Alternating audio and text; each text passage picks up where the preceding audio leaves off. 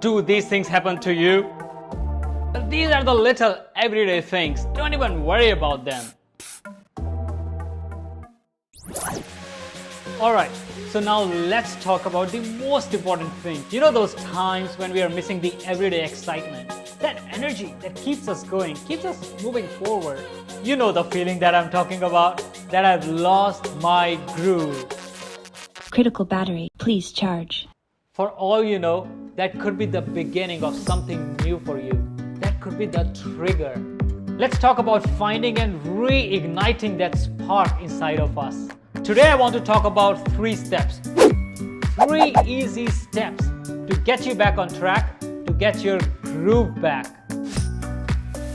Welcome. It comes and has this big, beautiful, open arms, and open hug, and big smile. Don't you just love her bright and happy energy? That's my friend Cathy. And I caught up with her in my favorite city, Melbourne.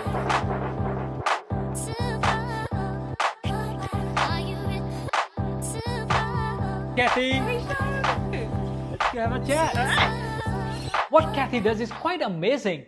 It's things like using dance and movement to build the confidence in teenage refugee girls who have just moved to Australia. Through creative workshops, Cathy supports these young people during their challenging time of adjustment and transition to a new country, a new culture, building confidence in these girls. How cool is that? But it wasn't always like that for Cathy. A few years ago, she had a low point as well, which many of us may be feeling right now. And that's why I feel now is the time to share her story about how to get our spark back. Cathy and I caught up in a lovely community garden in Melbourne. I feel like a little kid. And we found a really cool tree house to sit and have a chat. And you know, sometimes it's the smallest things, those unexpected turns that can completely change our future. For Cathy, the trigger was when she returned to Melbourne from her overseas trip. I was doing a project and finishing my studies in the Philippines many years ago.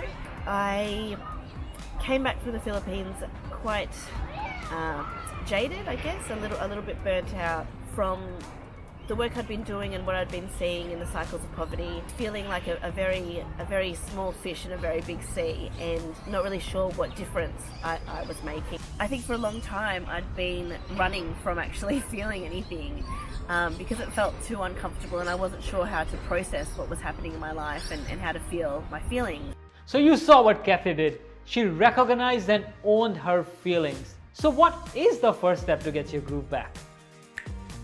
We need to own our feelings, and only then we can start to move forward. So however you are feeling, my friends, angry, confused, sad, anxious, whatever it is, that's okay. But what's next? Cathy stepped out, opened doors to explore options. I contacted a friend of mine and she could relate to this feeling of just feeling a little bit flat and depleted after doing community work. And she was like, Cathy, I'd really like to take you to a workshop that my friend is offering. That was all I knew. I didn't know what was involved or what to expect. And I remember walking in, it was held in a dance studio, really beautiful hall, with floorboards, natural light coming in, there was music playing in the background. And the facilitator just like, welcome, it comes and has this big, beautiful open arms and open hug and big smile. And over the course of 3 hours, I remember her playing a drum in the middle of the room and just encouraging us to move our bodies however they wanted to be moved. Anything was welcome. There was no instruction. We could laugh, we could cry, we could roll around, we could stomp our feet. This concept was so bizarre to me at the time. So this is my favorite step. Be curious. Talk to people. Connect with the real world. Get out there and walk through new doors. And find that thing that's perfect for you. Will it take time? Yes. Is it important? Very. It's about saying yes to new things. Cathy talked to a friend and showed up in a workshop she had no idea about. It really is a process of unexpected discoveries. Sometimes the most random thing can turn out to be perfect just for you. Being at this workshop, having permission to feel what was current and present in my body, and then having a space that was so comfortable to express that without judgment from others, but also without judging myself and judging what came up, was so beautiful. So we danced and we moved, the music sort of faded, and then she brought out this paper and pastels and pencils, and she encouraged us to capture the experience. That was a really beautiful way to integrate what had just happened, but also to name whatever we were feeling. People have encouraged me to do sort of meditation where it's very much about being still, and I've always struggled with that. Movement and drawing and writing, it has been a way for me to actually get clarity of mind. Cathy found out what she needed to do, and once you find what resonates with you, do it.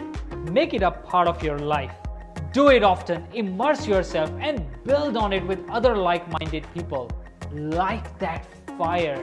This is exactly what Cathy did. At the end, I went up to the facilitator and I was like, what is this? Like, teach me your ways. I've spent the last number of years studying from different mentors and different people who are pioneers in dance movement therapy and expressive therapy. It just made sense that I use my passion for community and people and social justice, and use my love of movement and art and mold them together. I feel like this is my purpose, and I want to share this with others. So Cathy acknowledged how she was feeling, found what excited her, found her groove, and built on that. Cathy definitely found her passion, and here's her message from the treehouse straight to you.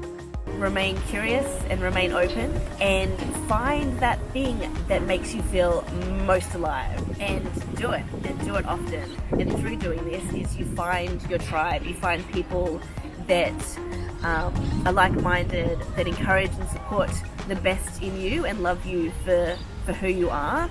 So find those people, find your tribe, and love them hard. So get out there, find your groove, do it often, and make sure you dance to your own beat. And in the meantime, be kind.